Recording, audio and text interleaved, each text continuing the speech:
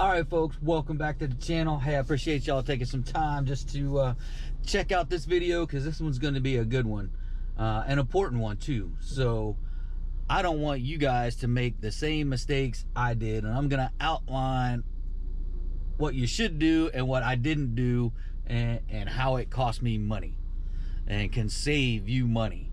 So you're going to watch that. You're going to want to watch this one.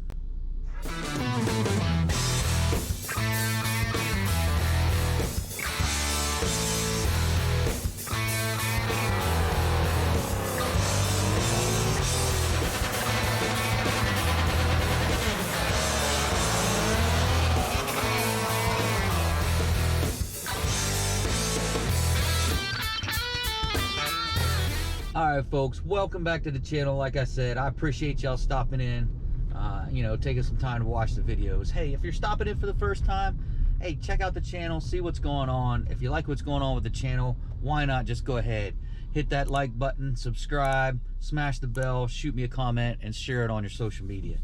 I mean, doesn't cost you nothing. And if you like the content, why not get notified when I put up new stuff? But anyway, the main purpose of this video is to save you money in your 5.7 build. And this could relate to a Scat Pack build or a Hellcat build. So it really goes across the gambit. And it's whether you're building a Mustang, a Camaro, it can go across, some of the concepts can go across all makes, all models, all builds, be it an old build, new build, supercharger build, NA build, doesn't really matter. The first thing, and what I did not have, was a plan. Well, first you need to define your goal. Let's skip the plan for a second. First, you need to define your goal. Whether that's a horsepower number, that's up to you. Whether that's, you know, a time at the track, a specific sound for your car, how you want it to perform, just define your goal. What is your goal?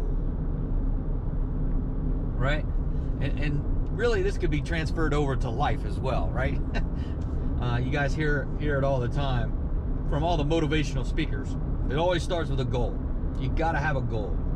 You know, whether that's, hey, I got a 5.7 and I want to run 10s in a quarter mile, or I got a 5.7 and I want to put 500 horsepower to the wheels, or I got a 5.7 and I want to make it the loudest thing I can. The loudest thing I can, right? But again, it starts with that goal and what you want to achieve. All right. Once you nail that down, you got to come up with a plan. Again, this is what I didn't have, and not having a plan has cost me thousands of dollars. Buying things twice, buying things I didn't have to buy. Those are the two biggies, right? Buying things 2-3 times in some cases, and just buying the wrong thing for what I wound up doing with a supercharger. Oh yes, by the way, we're not in Shake and Bake. We're in my Jeep Cherokee. Shake and Bake is down. Oh, she's not really down. She's having some brake caliper bracket issues. I call them the pistons. I don't know what y'all want to call them in the bracket. Some of them are froze up, and we just could not get them to break loose. So I ordered some new ones. They should be in literally as I'm speaking on this video, and we'll put those in probably on Thursday. Red light, camera ahead. But back to where I was. You got to have a plan. You got to have a plan to reach your goal. Whether that's, okay, I want to run 10s with a 5.7. Pretty much you're gonna have to supercharge it one way or the other, right? So that goes into the plan. All right, I know I gotta supercharge it. I gotta get the supercharger, intercool, well, depending on which one I get, an intercooler, Probably I'm gonna have to get bigger injectors. I'm gonna have to probably upgrade my fuel system. You know, that all goes into the plan, right? You know, what type of gas you're gonna use, whether you're gonna go stay 93, you're gonna go race gas for the track, 93 for the street, or you're gonna go E85 and 93 in case of emergencies, which is where I'm at. If you go E85, that's got significant cost to go with it, but savings in the end against race gas. I did a video on that. You can go take a look at that earlier. So again, you know, if you're gonna go E85, definitely gonna have to have bigger injectors than you need for race gas. That's one of the mistakes I made. I was like, oh, I'm gonna stay on race gas, and that's where I'm staying. And I bought 650 injectors and upgraded to eventually upgraded to a 525. I had a 425, 400, something like that. Wasn't quite cutting the mustard for me, so I upgraded to a 525. So there, I bought a pump twice, right? I bought pumps twice. And then I finally decided to go E85. Then I had to get a dual pump system to push the amount of fuel that I needed, and I had to buy injectors. So here I go again. So for a third time, I bought another fuel system, and for a second time, I bought injectors. So again, goes into the plan, goes into your goal. Those will define what your requirements are, right? So you got to define your requirements and your plan. I kind of missed this step. Goal, requirements to meet the goal, which kind of we just talked about, and then the plan, right? Do I supercharge first? Do I cam it first? Which goes into the budget. So you got to keep all of this in mind at the same time. Your goal, your requirements, the plan, the budget, and then kind of you can lay out kind of a timeline. The timelines right now are pretty difficult because you never know when stuff's going to ship and when stuff's going to get there, and if even what you're looking for is available. But anyway, back to the plan. So the plan and the budget. It's all right. Where do I go first? Do I, you know, if you're going to supercharge it, you don't necessarily need a cool air intake. If you go centrifugal. If you go turbos or positive displacement, you may need a cold air intake. You may not want one. It's all part of the plan, and it's all part of the budget.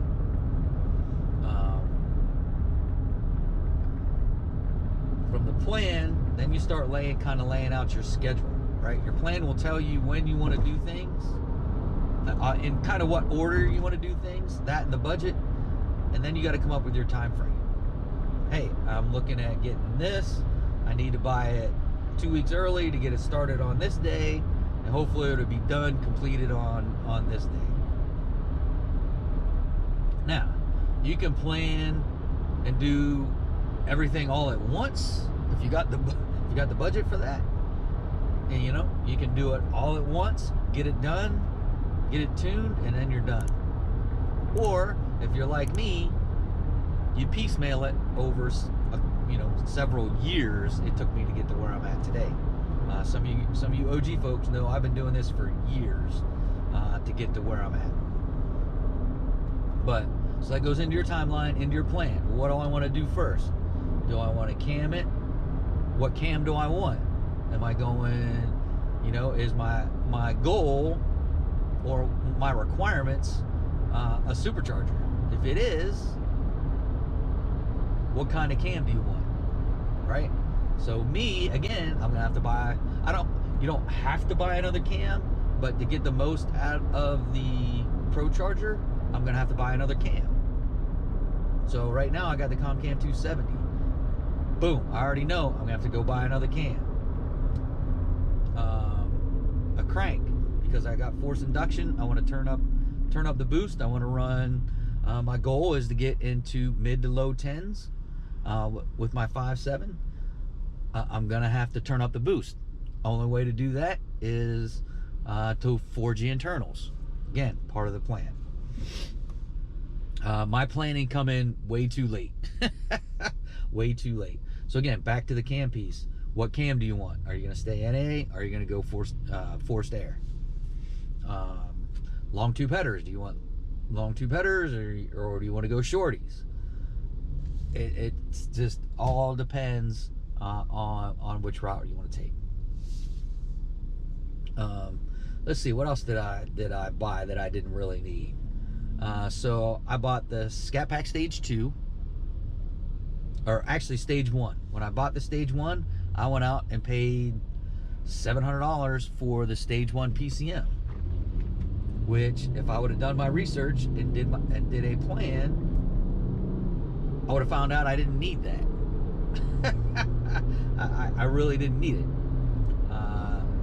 Stage 1 PCM for the Dodge, for the Charger Challenger, it is garbage. It's useless. And it's, as a matter of fact, it's so useless, Diablo or HP won't even, or can't unlock them. So I got a $700 paperweight. A $700 paperweight sitting in the garage. What else? I didn't buy one, but a lot of people, because they want to keep their warranty, go out and buy the Stage 2 PCM. If you're going to modify your car, you might as well not worry about warranty, or wait till it's out of warranty and then modify your car. Because no matter what you do, the swapping of PCM stuff doesn't work anymore. Dodge has got so many catches in place to catch you swapping PCMs that's not going to work. It's just not going to work. So you might as well wait till your warranty's up, go out and just unlock your stock PCM. Because buying one of the Stage PCMs, they're all garbage. Garbage. They're useless. I've heard so many horror stories, especially Scat Pack Stage 2, where, you know, some of them, their car won't even start on that PCM. So best thing to do, and even the Scat Pack Stage 2, it's cheaper to go aftermarket. It really is. It's just cheaper. Again, planning, research, knowing what you need, knowing how much it costs, knowing when to get it, when to have it installed, and all of that. Let's see, what else did I do to spend money a couple times? Cold air intakes. I bought, oh God, 3 or 4 cold air intakes. Going different routes, trying to figure out, you know, the best one for my piecemeal setup, because I didn't have a plan. You know, a couple $100 here, a couple $100 there. Spent that 2 or 3 times again on a cold air intake. You can debate all day long whether cold air intakes are worth it or not. That's a different story.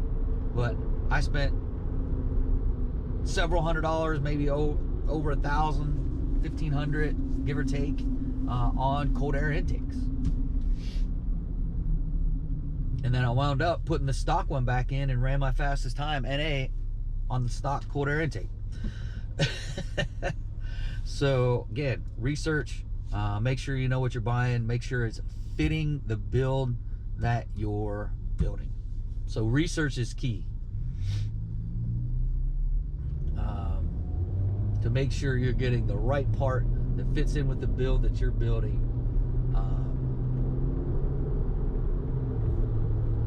To make sure it fits, make sure it's going to help, right? Another thing I didn't have in my hip pocket was a mechanic that knows my platform. If I would have had a mechanic back when I started that knew the platform I was modifying, that would have helped immensely. I probably wouldn't have lost thousands of dollars that I spent buying stuff 2, 3, 4 times.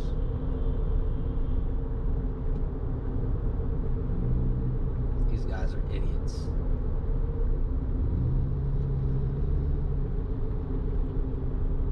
But, so that's the key. Planning, research, and if you can get a mechanic that has done literally engine builds, performance builds on the platform you're looking at building, that is a super plus. Super plus. So now we're getting into some things I didn't do that I could have done, and I could have done early on. I just, for whatever reason, I didn't. I'm not a social butterfly, so for whatever reason, I didn't get a mechanic in my hip pocket until late in the game. And you guys have seen them. I've got a couple of them. I've got, we call Turbo Mike now. He's got a turbocharged Challenger, 6'4" Challenger. I got wide body Mopar Mike. He's got a Procharger 6'4" Challenger you guys have seen on the channel. And then I got 3 pedal J. So I got and we'll see him on the channel. He's got a monster build coming. So I got a few mechanics in my hip pocket that have done builds on the platform that I'm utilizing. I wish I would have had that guidance and you know, able to ask those questions to someone that knows early on. Forums are great for research. The problem with forums is you're going to get a lot of people with a lot of different opinions. And, you know, nothing against mechanics. They all know what they're doing, but they're like doctors. They all have a different opinion on something, and they'll take you a different direction. So that's another thing. Once you find a direction and you have someone helping you in that direction, to the best of your ability, try and keep that relationship, because it will help you immensely in saving money and getting the build done right. I know this is kind of long, and I know I'm kind of repeating myself on several of these pieces, but they are super important into saving you money on your build. I promise you. If you take that, everything I said in this video into consideration, when you do your build, you will save yourself.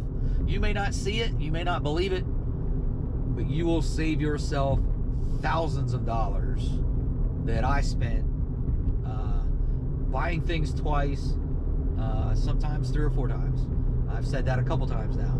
I don't want you wind up buying stuff 3 or 4 times, 2, 3, 4 times, like I did. So hopefully this will help you out. Hopefully, you know, it gives you some kind of guidance. I am not a mechanic. I am not a professional engine builder. I am learning through this process as I go along. But if you have any questions or you want to discuss something, I've had numerous people hit me up on Instagram, and I try my best to get back to everyone that hits me up on Instagram. I'm still small enough, and I don't get that many people hitting me up on Instagram, but I will at least give you my opinion and point you in the right direction. And you know, if I got an opinion on a part, or you know, which way you want to go, whether it's centrifugal, turbo, force induction, I'll give you my opinion, and you know, then it's up to you to do your research and get what you think's best for your build. But anyway, hope you guys get this. Hope it makes sense. I know I kind of bounce around a lot because I just freehand things. I don't write stuff down. I don't do a little script, so to speak. I just speak off the top of my head, and you know, ideas pop in there, and that's just the way I roll. But hopefully y'all like this. Hopefully this will save you some money, get you on the right direction. If you're in the middle of your build and you don't have some of this stuff, stop now Stop where you're at, see what you got, see what your goal, go back, all right? Go right back to the beginning, define the goal, define the requirements, and you know, I cross my fingers for you that whatever you've done so far fits into the goal and the requirements, and then develop the plan to finish out your build. It'll save you money, I promise you. I guarantee it will save you money. So that's it for this one, folks. I know this is about 20 minutes long, but it's a well worth 20 minutes. So that's going to do it for this one, folks. Again, if you're stopping in the first time and you like what's going on with the channel, hey, it doesn't hurt to subscribe, right? Hit the like button on those videos you like, subscribe, smash the bell, shoot me a comment, and share it on your social media. I'll definitely appreciate it. The channel definitely appreciate it. And until next time, folks, adios.